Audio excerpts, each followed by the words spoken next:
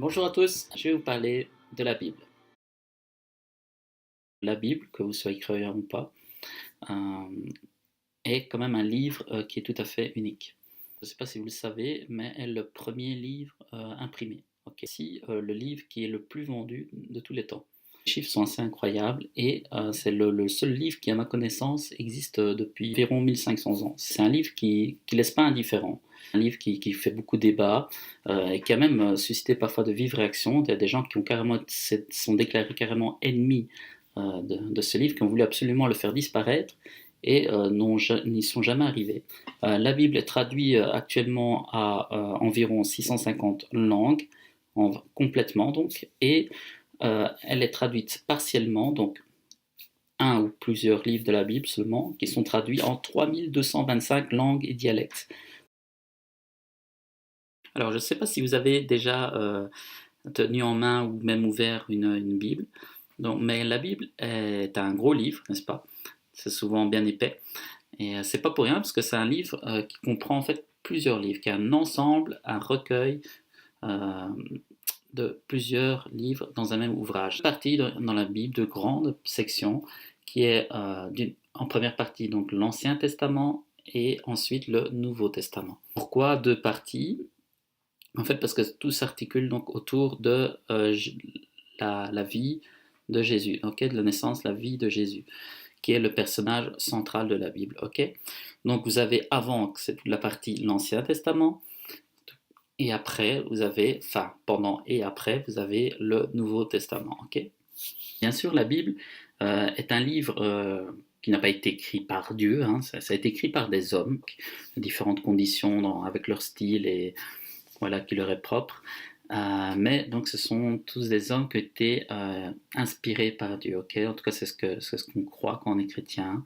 C'est ce que la Bible dit. C'est que la Bible a toujours été inspirée. Je vois plus la Bible comme une formidable lettre d'amour de Dieu à l'humanité, en fait. Parce que si vous lisez la Bible dans son ensemble, en fait, vous verrez que ça nous raconte un Dieu qui est rempli d'amour, d'un amour inconditionnel, un amour gratuit, illimité, euh, voilà, pour l'humanité, qui est en fait sa création et qui se révèle plutôt comme un papa en fait, et nous, ses enfants, et qui nous aime et qui veut qu'une chose, c'est notre bonheur et que nous soyons pour toujours avec lui, non seulement dans cette vie, mais aussi après la mort, donc pour toute l'éternité.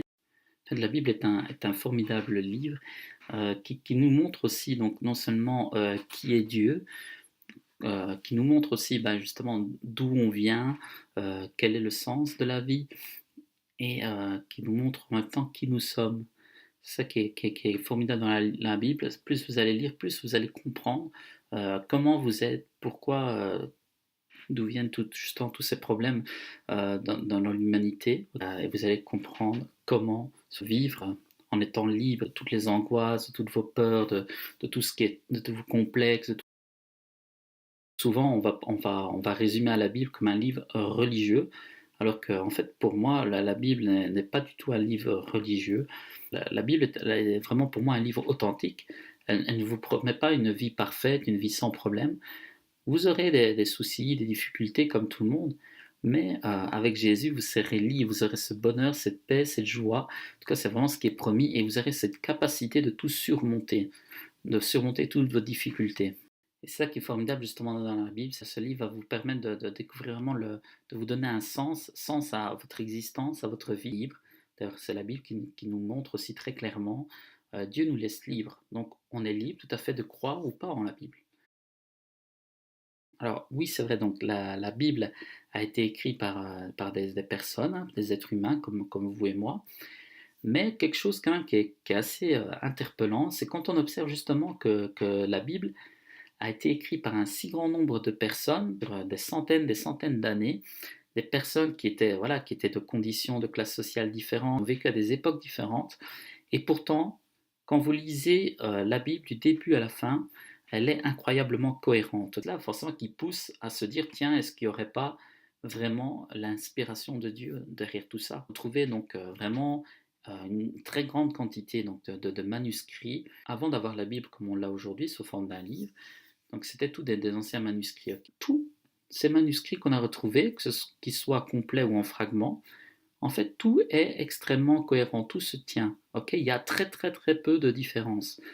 Il faut savoir donc qu'il y a quelques petites erreurs par-ci par-là, des erreurs qui sont après tout logiques, ok, parce que elle est due aux différents recopiages, mais qui sont tellement infimes. C'est de l'ordre de 1% de différence sur les centaines et les centaines de manuscrits qu'on a découverts.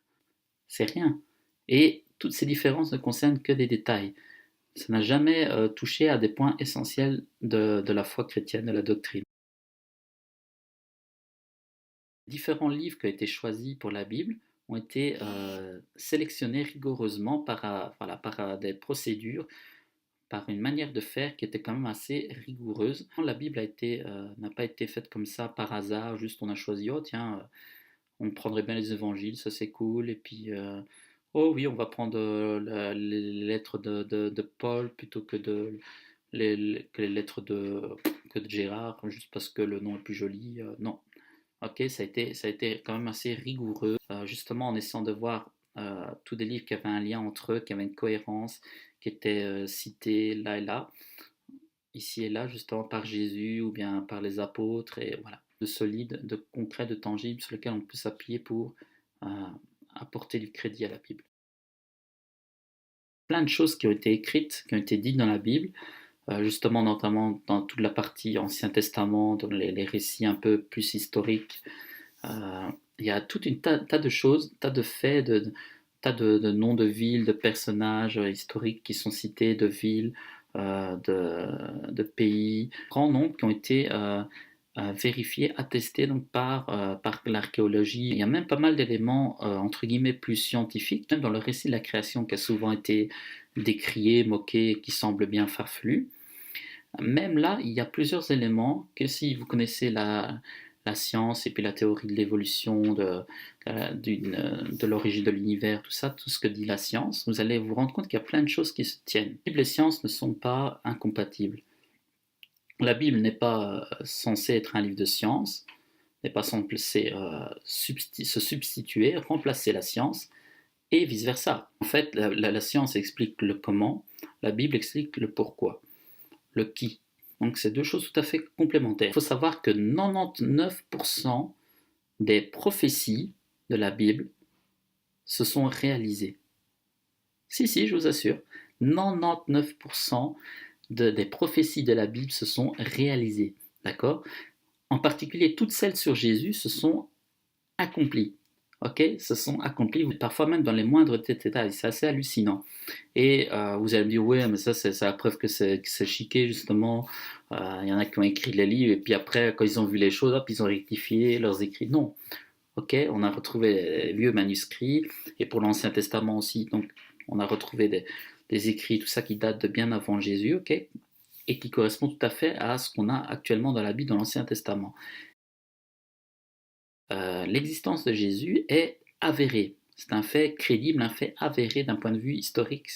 Donc ça, il n'y a pas à le remettre en question. Okay, enseigné dans plein de facultés, et même des facultés tout à fait non chrétiennes, des grandes universités très réputées par le monde. Okay, ça, c'est reconnu. Donc il n'y a pas à remettre ça en cause. Différents héros entre guillemets de la Bible, les grands personnages de la Bible sont décrits de façon tout à fait réaliste. Ce sont des personnes comme nous, avec leurs qualités, leurs défauts. Des fois, ils ont fait vraiment des grosses boulettes, des grosses erreurs. Et tout ça ne nous est pas caché, parce que si vraiment c'est un livre mythologique, si vous lisez les mythologies, les légendes, on embellit toujours les gens, on a pas tendance plutôt à cacher tous leurs défauts et à les présenter comme des personnes parfaites. Et ici, c'est pas du tout le cas. Il n'y a que Jésus qui est le personnage parfait dans la Bible. Peut-être vous avez lu les évangiles et puis vous allez dire mais c'est bizarre parce que donc ce sont les quatre apôtres qui ont vécu du temps de Jésus et puis ils racontent pas les choses de la même façon. Parfois il y a des différences et donc s'il y a des différences c'est que c'est faux. Mais non, non, non, non, faux. Parce qu'en fait ces différences sont plutôt des signes qui attestent de la vérité, qui attestent que c'est crédible en tout cas. Parce que si vous avez qu'à demander à n'importe quel policier, mais si vous interrogez les témoins d'une scène, ou si vous avez 4 personnes et puis qui vous racontent tous exactement, détail près, la même scène, les mêmes choses, là, c'est plutôt louche. Au contraire, les histoires se tiennent, mais parfois, c'est vrai, certains insistent sur un détail plutôt qu'un autre, ou présentent quelques petits détails un peu différents. Mais, t'as vu ça comme c'est gros comme livre? Puis c'est tellement compliqué là, oh là là, c'est tellement compliqué là, moi je comprends rien là-dedans, là. C'est quoi là ce truc? Puis, je comprends rien là, c'est quoi? Comment tu fais? Comment tu fais pour comprendre ce livre? Si vous voulez vraiment comprendre quel est le cœur, vraiment le point central de la Bible, le résumé de la Bible, lisez les évangiles, ok? C'est très facile à lire, donc on raconte l'histoire, la vie de Jésus, sa naissance, sa vie, ce qu'il a fait, ce qu'il a dit, donc ça se lit très facilement. Et par exemple, vous prenez l'évangile de Jean, qui est très court, qui est le plus court et qui est très facile à lire. Et puis progressivement, lisez les évangiles, lisez les actes des apôtres, puis les lettres qui expliquent aussi déjà quelques détails, et puis vous allez mieux comprendre. De plus, aujourd'hui, il existe vraiment plein d'outils et plein de versions différentes de Bible qui la rendent vraiment accessible, de plus en plus attrayante, facile, compréhensible. Franchement, aujourd'hui, on n'a pas vraiment d'excuses pour se dire non, c'est trop compliqué, ok? Il y a vraiment des tas de choses. Par exemple, il y a ce super petit évangile qui s'appelle l'évangile.net, ok? C'est un évangile de Jean, et en fait, c'est un évangile qui est génial parce qu'il est interactif. En fait, vous allez avoir donc un évangile classique, ok? C'est l'histoire, la vie de Jésus. Et puis, régulièrement, vous allez avoir ce genre de petites cases, ok? Vous allez avoir ici donc des questions à méditer, ok? Questions à méditer. Vous allez avoir des petites réflexions, des petites explications, et puis vous allez même avoir assez régulièrement, vous allez avoir un QR code ici que vous allez pouvoir scanner avec votre tablette ou avec votre smartphone, et qui va vous renvoyer à des vidéos explicatives, ok? Et alors en plus vous avez même un espace ici avec des lignes pour écrire des réflexions, des questions, des choses qui vous viennent à l'esprit quand vous lisez.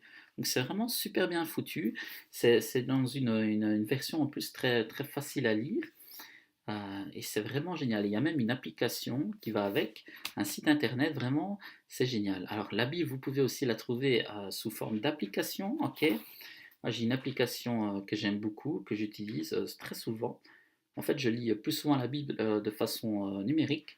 Hein, je suis un chrétien assez moderne, il n'y a pas de problème. Vous avez sous forme d'application. Alors, vous l'avez aussi sous forme de BD, de dessins animés, de manga, de magazines, voilà, vous l'avez vraiment sous différents formats, en format audio. Donc, vraiment, vraiment, vraiment, il y a une variété de formats.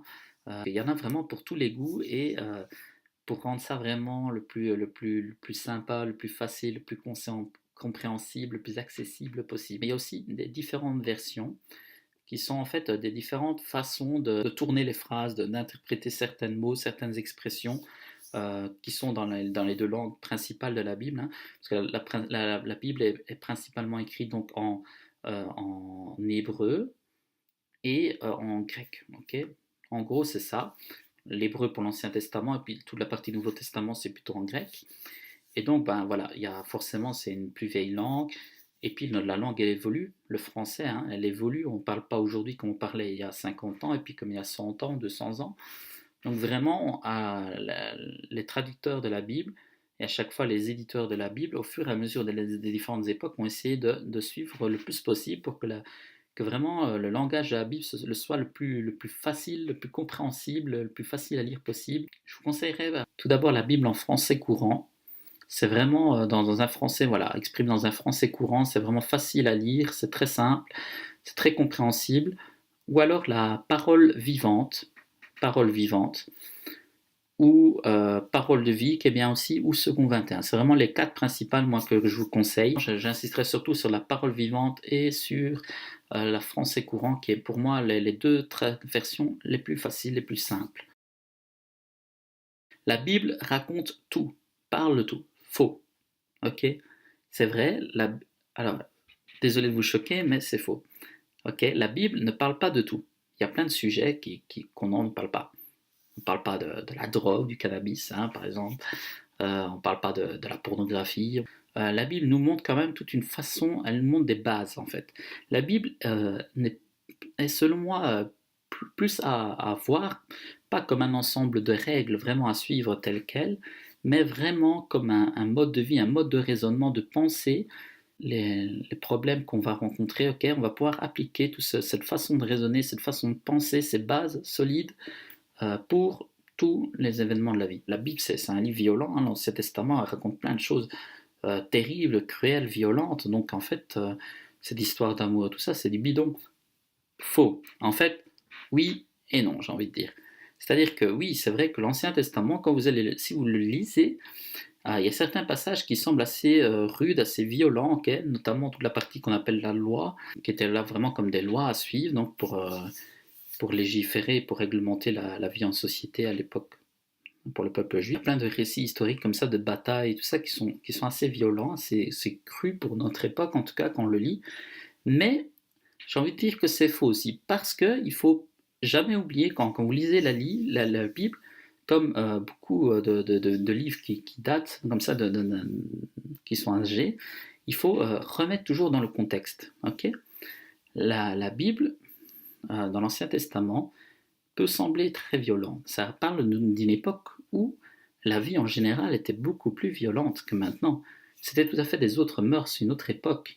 Okay, c'était encore une époque où il y avait des massacres à tour de bras, où des gens sacrifiaient leurs enfants dans certaines religions, où on tuait son voisin comme ça si on en avait envie, où les personnes qui gouvernaient, les empereurs, les rois, avaient vraiment le droit de vie ou de mort sur n'importe qui. Donc vraiment, ça a replacé vraiment dans ce contexte. En fait, c'est incroyablement beau, clément, doux, pacifique pour l'époque. En fait, toutes les lois que vous allez retrouver, toutes ces choses-là sont incroyablement euh, positives, sont douces, sont paisibles, sont soft, j'ai envie de dire. Hein. Je cherche les mots, mais pour l'époque, c'est vraiment incroyable. Justement, dans la loi, vous allez voir qu'il y a ce principe qu'on ne juge pas comme ça quelqu'un pour un oui ou pour un non, juste parce que sa tête ne nous revient pas. Non.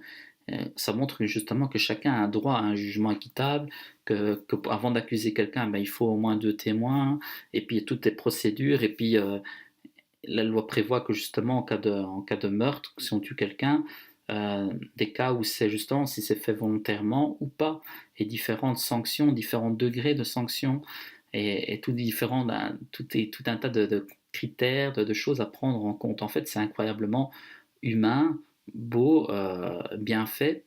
Pour l'époque, c'est incroyable. Un livre très profond, très riche, vraiment, il y a énormément de choses à découvrir quand on étudie la Bible. D'ailleurs, il n'y a, je pense, aucun livre dans toute l'histoire de l'humanité sur lequel on a le plus écrit, sur lequel on a le plus étudié. Ok, il y a des tas et des tas de personnes vraiment cultivées, tout ça, qui ont fait des recherches, qui l'ont étudié. C'est un livre qui est enseigné. Voilà, la théologie, c'est une science incroyable. Donc c'est vraiment tout le contraire, j'ai envie de dire. La Bible est un livre formidable, un livre riche, ok, qui nous enseigne, qui nous parle de plein de choses, même d'un point de vue historique, d'un point de vue sociologique. C'est vraiment incroyable, ok. C'est la fin de ma vidéo, je suis désolé, je sais qu'elle est un peu plus longue que d'habitude, mais justement, la Bible est un livre tellement passionnant, tellement riche, tellement vaste, il y a tellement de choses à dire qu'en fait, déjà comme ça, j'ai sélectionné vraiment très fort, mais il y aurait de quoi faire vraiment beaucoup de vidéos. Si vous l'avez apprécié, n'oubliez pas le petit pouce bleu à la fin de la vidéo, c'est toujours sympa. Likez la vidéo, de la partager sur les différents réseaux sociaux, et n'oubliez pas de vous abonner à ma chaîne.